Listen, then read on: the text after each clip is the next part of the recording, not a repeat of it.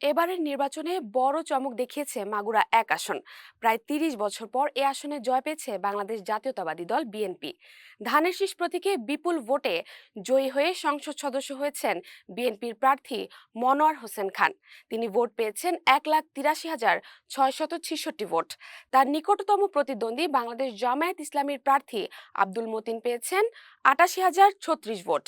তাই বড় ব্যবধানে জয় নিশ্চিত হয় বিএনপির। জেলা নির্বাচন অফিস সূত্রে জানা গেছে, মাগুরা এক আসনে মোট ভোটার ৪,৩০,৭৭৬ জন। এবারের ফলাফল বদলে দিয়েছে ৩ দশকের রাজনৈতিক ইতিহাস। ১৯৯১ সালের পর দীর্ঘ সময় আসনটি ছিল বাংলাদেশ আওয়ামী লীগের দখলে।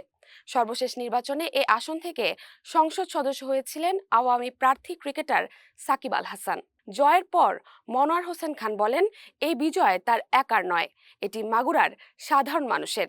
তিনি সকল ভোটারের প্রতি কৃতজ্ঞতা জানান এবং একটি আধুনিক, উন্নত ও বাসযোগ্য মাগুরা গড়ে তোলার অঙ্গীকার করেন।